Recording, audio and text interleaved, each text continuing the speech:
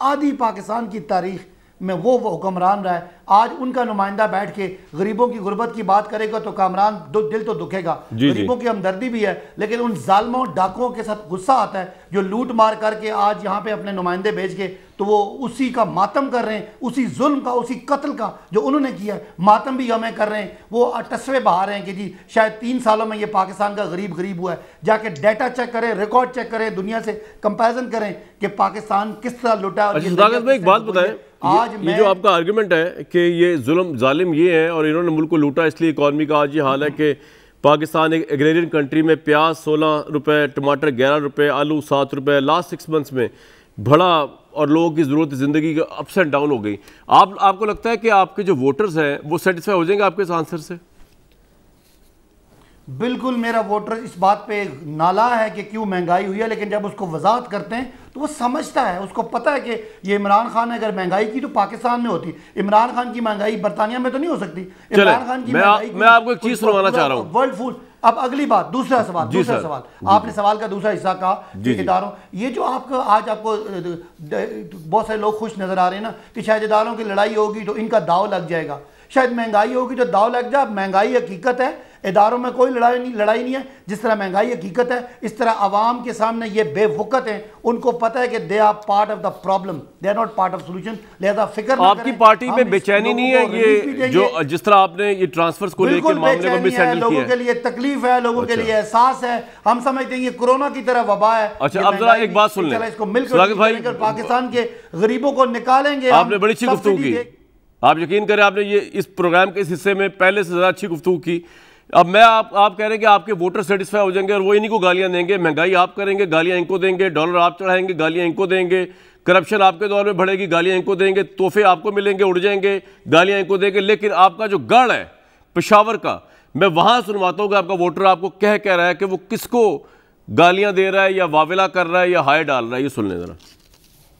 इतनी ज़्यादा महंगाई हो गई है ना कि गरीब लोगों का जीना हराम हो गया है। इससे मौत आ जाए तो अच्छा है, बेहतर है। पहले भी दुनिया में महंगाई हो रही थी, मगर जितना जलील आप कर रहे हैं, ये 10 रुपए का पेट्रोल बढ़ गए। मैंने वोट इमरान खान को दिया था, अपने अबू को भी लेके गया था, बूढ़ा आदमी था, और इस दफा सवाल ही नहीं पैदा होता कि इमरान खान को वोट दूं। बहुत जुल्म शुरू कर दिया जी, महंगाई कंट्रोल करे, खुदा के लिए आटा चीनी दालें ये हम गरीबों के लिए सस्ता कर दे। हर कोई भीख पे उतर आया है, हुकूमत सिर्फ दावे कर रही है, अमली काम कुछ भी नहीं है। दाल चीनी आटा सब की कीमतों को देखो, महंगाई ऊपर जा रही है, नीचे नहीं आ रही है। रोजगार तबाह हो गया है महंगाई की वजह से। कोई अपना किचन पूरा करे कि वो अपने लिए शॉपिंग करे। इमरान खान ने हुकूमत में आने से पहले वादे किए थे वो सब झूठे थे। वो गुर्बत तो उसने दूर ना की बल्कि और उसमें इजाफा हो गया। महंगाई सर से पार हो गई है।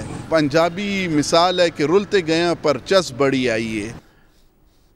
परवेशा खान साहबा, मेरा ज़रा मुख्तलिफ सवाल है आपसे। इस्लामाबाद का मौसम ज़रा बता दें। आपकी तरफ से बड़ी वीडियोज़ भी आती रहती हैं कि बड़ी घनघराहट हो रही है, कोई आसमान में खौफ तारी है। हो क्या रहा है इस्लामाबाद में? डिसीजंस पेंडिंग क्यों पड़ रहे हैं? इतना तो पेंडिंग यूसुफ रज़ा गिलानी साहब ने ठीक है रात को 10 बजे तकरीब की थी एक्सटेंशन की, जब कौम से खिताब किया था, लेकिन आपके ख्याल में हो क्या रहा है इस्लामाबाद में? थोड़ा बताएं हमें ज़रा।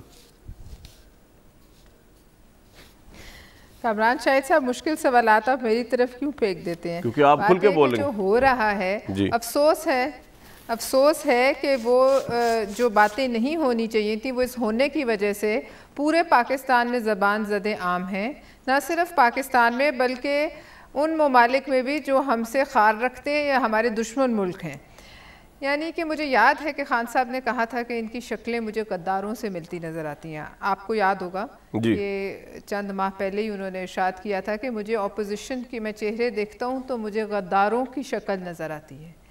तो मुझे ये बता दें कि आज जो कुछ ये तमाशा इस मुल्क में लगा हुआ है, और लगा हुआ है किन पर फोकस किया हुआ है? जो हमारे हसास तरीन इदारे हैं और जिनकी जो वैसे ही दुनिया की जो है हिट लिस्ट पर रहते हैं।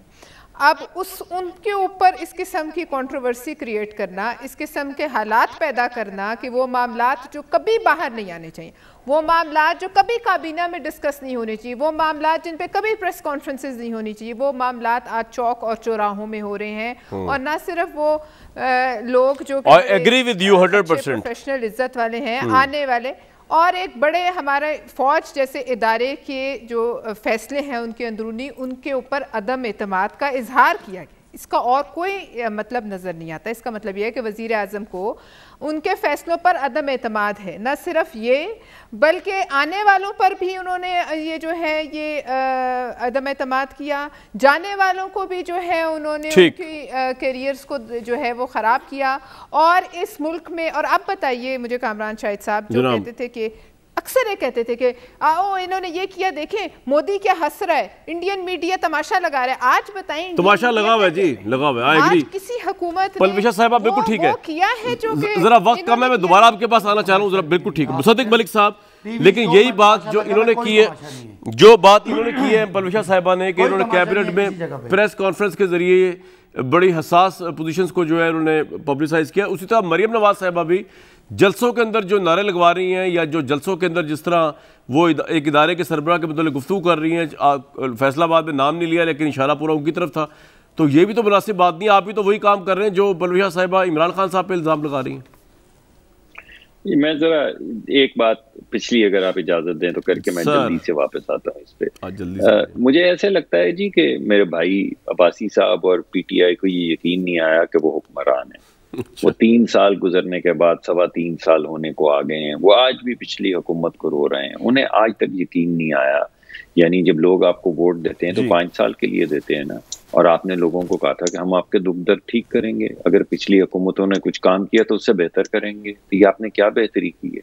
जब ये 1 रुपया डिवैल्यूएट करते हैं ना, इन्होंने बिजली की कीमत का जिक्र किया, कॉन्ट्रैक्ट्स का, 1 रुपए की डिवैल्यूएशन जो रुपए की होती है उसका 3 अरब रुपए का फर्क पड़ता है। इन्होंने 50 से ज्यादा रुपए की डिवैल्यूएशन कर दी है, यानी लोगों के ऊपर 150 अरब रुपए 150 अरब रुपए सिर्फ इनकी जो पॉलिसी डिवैल्यूएशन है उसका टीका लगा है। देखिए हमारी पार्टी का बड़ा साथ, जी मैं उधर ही आया, मेरा जो वो नुक्ता नज़र हमारी पार्टी का वो बड़ा सीधा है।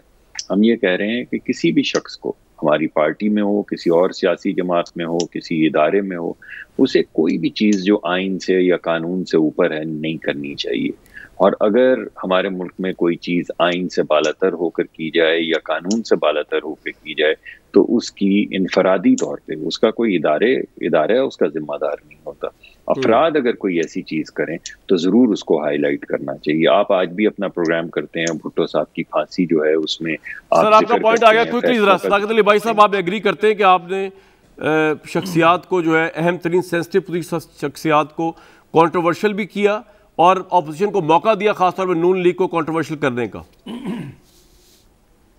देखिए कामरान, मैं नहीं समझता कि कोई कंट्रोवर्सी है, किसी की कोई डेडलाइन गुजर गई है, किसी ने कोई रिटायर होना था तो रिटायर नहीं हुआ, या कोई ओहदा खाली है। ये वज़ीर आज़म का इस्तेकाक है। और जो यहाँ बड़े बड़े वोट को इज़्ज़त दो और सिविलियन सुप्रीमेसी की बातें करने वाले आज दूसरी बातें करके अपने आप को एक्सपोज कर रहे हैं। हम एक ही पेज पे हैं और इंशाअल्लाह अगले कुछ दिनों में ये मसला हल हो जाएगा।